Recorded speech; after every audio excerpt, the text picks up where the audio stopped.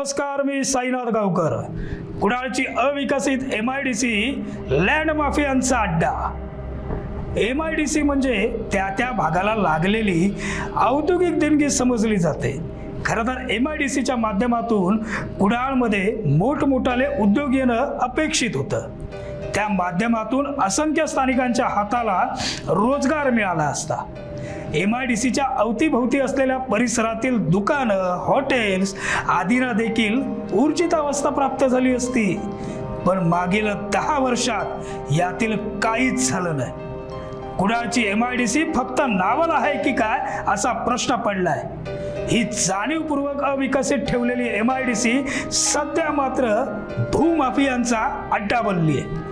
मागील 10 वर्षाचाच लेखाजोखा घ्यायचा झाला तर मागील 10 वर्षात किती प्रकल्प या MIDC मध्ये आले आणि उभे झाले हो? हा प्रश्न आताच्या विधानसभा निवडणुकीच्या पार्श्वभूमीवर विचारणं क्रमप्राप्त आहे. सर्वप्रथम कुडाळ MIDCचं वास्तव समजून घेऊया.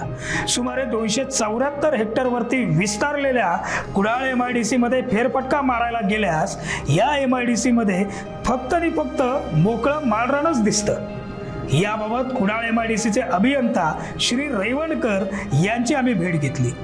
त्यांनी अधिकृतरित्या दिलेल्या माहितीनुसार या MIDC मध्ये एकूण 900 भूखंड आहेत.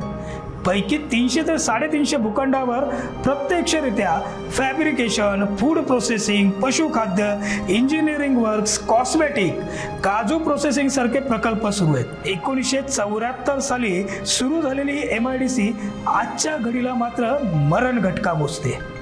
900 भूखंडावर अवघे 350 प्रकल्प सुरू आहेत, ज्यात फक्त आणि फक्त सुमारे 1600 स्थानिकांना प्रत्यक्ष रोजगार मिळाला आहे. उर्वरित भूखंडांचं काय असा खडा सवाल जेव्हा आम्ही संबंधित अधिकाऱ्यांना विचारला तेव्हा त्यांनी सांगितलं हे सर्व भूखंड वितरित झालेत.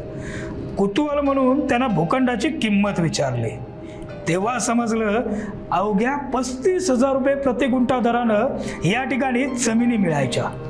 कुडाळच्या MIDCत आता बघावं तिकडं फक्त आणि फक्त झाडीच वाढलेली दिसते. रिकामे प्लॉट आहेत. काही प्रकल्प बंद अवस्थेत तर काही ठिकाणी फक्त जागा घेऊन ठेवलेले धक्कादायक वास्तव समोर आलं. राखीव क्षेत्र सांगून काहींनी तर चक्क घरं उभारलीत. MIDC मध्ये घरं दिसलीत पण प्रकल्प मात्र दुर्बीण लावून शोधावे लागत आहेत. जर तुम्हाला एखादा प्रकल्प आजच्या घडीला त्या MIDC मध्ये उभा करायचा असेल तर MIDCच्या रेटनं 35,000 रुपये प्रति गुंठ्यानं मिळणारा भूखंड आता मात्र काही भूमाफियांमुळे तब्बल 7 लाख रुपये गुंठ्यानं उपलब्ध आहे. काही नेते अधिकारी स्वतःला उद्योजक म्हणवणारे काही स्वयंघोषित उद्योजक यांनी बँकेत पैसे ठेवण्याऐवजी कुडाळच्या MIDC मध्ये भूखंड घेण्यासाठी गुंतवणूक केली आहे. आजच्या घडीला नव उद्योजकाला व्यवसाय उभा करायचा असल्यास भूखंड उपलब्ध नाहीत असं साधं सरळ सज्जन उत्तर अधिकाऱ्यांकडून दिलं जातं. आणि तरी जर असेल तर किमान 7 लाख रुपये गुंठ्यानं जमीन तुम्ही खरेदी करू शकता. म्हणजे जर तुम्हाला कोंबडी वडे खायचे असतील तर 4 आण्याची कोंबडी आणि 12 आण्याचा मसाला लावावा लागणार एवढं नक्की आहे. म्हणूनच कोकणशाहीचा थेट सवाल आहे आमदार वैभव नाईकांना. आमदार वैभवजी नाईक साहेब, आज हे काही कोकणशाही मांडतंय हे तुम्हाला माहिती नव्हतं का हो? तुमच्या मतदारसंघात चक्क MIDC असतानाही तुमचा मतदारसंघ विकासापासून दूर का नाही उपलब्ध करून देऊ शकला तुम्ही कुडाळच्या MIDCला वैभव? कुडाळची MIDC भूमाफियांचा अड्डा होईपर्यंत तुम्ही काय करत होता? या मतदारसंघातील जनतेनं तुम्हाला जिल्हा नियोजनाच्या बैठकीत फक्त माजी खासदार विनायक राऊत यांच्या शेजारी बसण्यासाठीच निवडून दिलेलं का? अहो, उद्योजकांना वीज पाहिजे असेल तर ती मिळत नाही साधी. 1 वर्ष झालं कुडाळच्या MIDCचं सबस्टेशन होण्यासाठी जागा हस्तांतरित करून, पण अजून काही सबस्टेशन होत नाही. MIDC मध्ये आता शेवटची घटका मोजत असलेल्या उद्योजकांना वीज काही मिळत नाही आणि कुडाळ MIDC मधून रोजगार काही उपलब्ध होत नाही. एवढी दळबद्री अवस्था झाली आहे त्या MIDCची. बाकी 1000 रुपयाला गुंठा म्हणून घेतलेल्या जमिनी लाखोनी रुपयांनी विकल्या जात आहेत, त्यावर कुणाचंच नियंत्रण नाही. 150 पेक्षा अधिक नवउद्योजक आजही वेटिंग लिस्टवर आहेत। आमदार वैभव नाईक साहेब, या मतदारसंघाचं तुम्ही महाराष्ट्राच्या विधिमंडळात नेतृत्व करताय मागील 10 वर्ष। आम्हाला सांगा, कुडाळच्या MIDCला ऊर्जितावस्था मिळण्यासाठी तुम्ही नेमकं केलं तरी काय? हीच आहे का तुमची विकासाची व्याख्या? बाकी विरोधक तर आपल्यावर नेहमी आरोप करतच असतात। आमदार वैभव नाईक यांचं कार्य म्हणजे लग्न, बारसे, मुंज, पूजाला जाण्या एवढंच मर्यादित आहे। मग हेच सत्य समजायचं का जनतेनं? असं काही जळजळीत सत्य मांडलं की तुम्ही राणेप्रेमी अशा शब्दात तुमचे कार्यकर्ते आम्हाला ट्रोल करणार। तुम्हालाही माहिती आहे, आमचे संबंध सर्वांशी चांगले आहेत। आम्ही फक्त कोकण प्रेमी आहोत। कोकणच्या भल्याचा अजेंडा जो मांडेल त्याच्या मुद्द्यांना प्रसिद्धी देताना कधीच मागे पुढे पाहणार नाही। आमचे हेच संबंध तुमच्याशी तरी कधी वाईट झालेले?